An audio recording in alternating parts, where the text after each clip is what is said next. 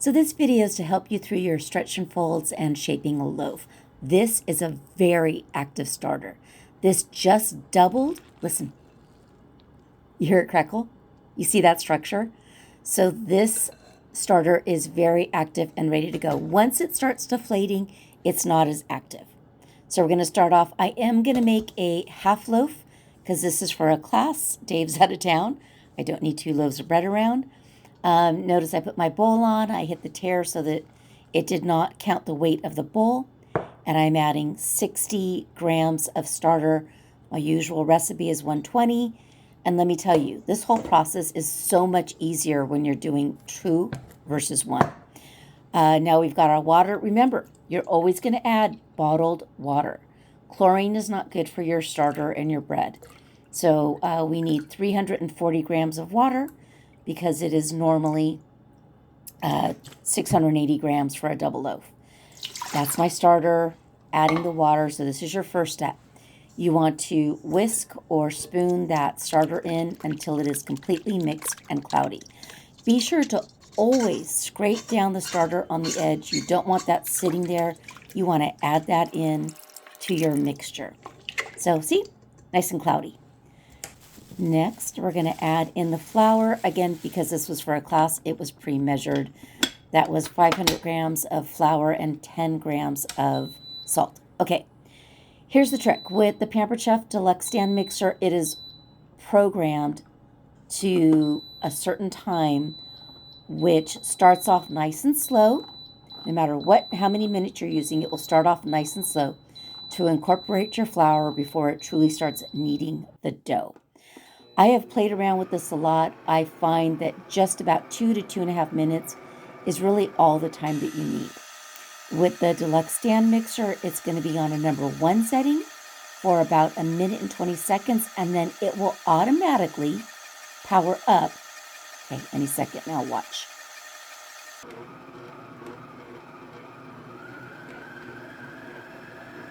And there it powered up on its own. But for you to see the difference, I would go about 1 minute to 1 minute 20. There's your dough, which is now shaggy.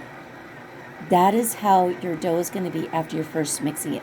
If you're mixing it with your hands, that's the consistency you're looking for. So I'm going to stop that. With your hands, I would say it's probably going to take more like 5 minutes, if that makes sense. And there we go. That's how your dough should look for your first rest, which is we're called autolus. That's the official terminology. The things that you learn when you're making sourdough.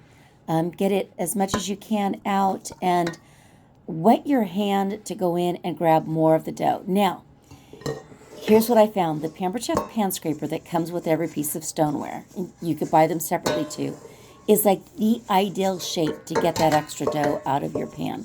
Remember, you never want to wash starter or this type of consistency of dough down your drain. It could be a hot mess. And look at how much it got out. So I'm going to throw that in there. Now, I am going to add water to that mixer and get that out later, but we're going to cover it and rest it in my microwave that is warm because I have a cup of hot water in there. And the water was just microwaved for about 3 minutes. Okay, first set of stretch and folds. Wet your hand. This is going to help it release from your hand. Put your hand under the dough and flip up and over. Notice that first consistency. It's still in the shaggy consistency. But what you're going to see is as you continue with your stretch and folds, you're building strength into the dough, and it is going to get smoother and smoother. As far as how many stretch and folds, I go at 1/4 of the dough. So think of a clock, the 12, the 3, the 6, the 9. And I go around like 1 to 1.5 times. Go around 2 times if you feel that it needs it. And so there is our first stretch and fold down.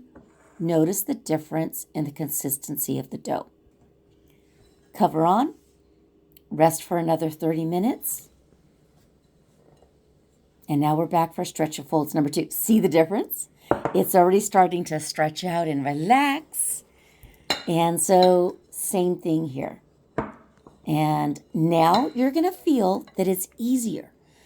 The dough is, gosh, what's the word? guess you have to feel it. I should be saying this while I'm doing it, but you will feel a difference in the dough. And I take it back. It's not getting easier. It's actually getting tougher to pull up and stretch as the dough is building its strength. So your first stretch and fold is always the easiest. You're going to get to pull that up the highest. And as you keep going, it's going to get harder and harder to pull through. Okay, stretch and fold number 2 is done.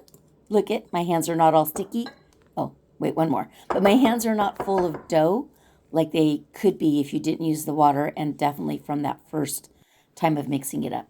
So cover it back up, throw it back in your hot box microwave, and now it's time for stretch and fold number 3. See the difference?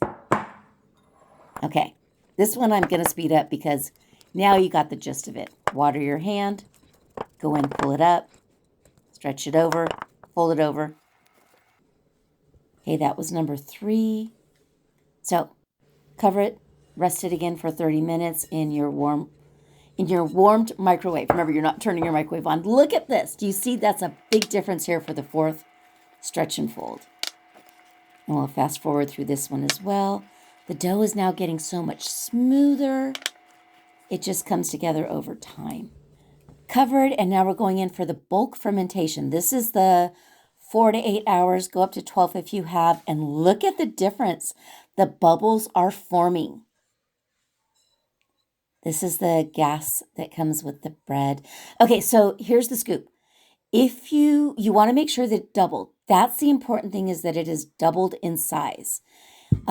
You can overproof it. You can leave it longer, and you're really not screwing it up.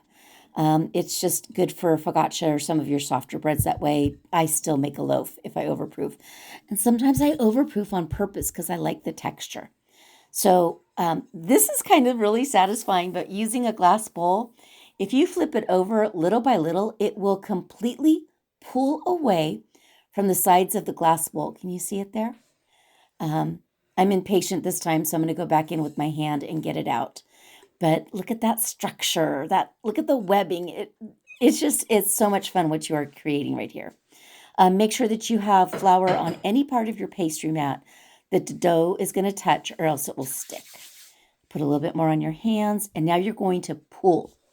You're going to pull the dough into a rectangle. If you were making a boule, a round loaf, I would still pull it out, but I've got better videos on that. There's none that I have done because I haven't been making round loaves, but check the other videos in this group to see better ways on how to do your round loaf.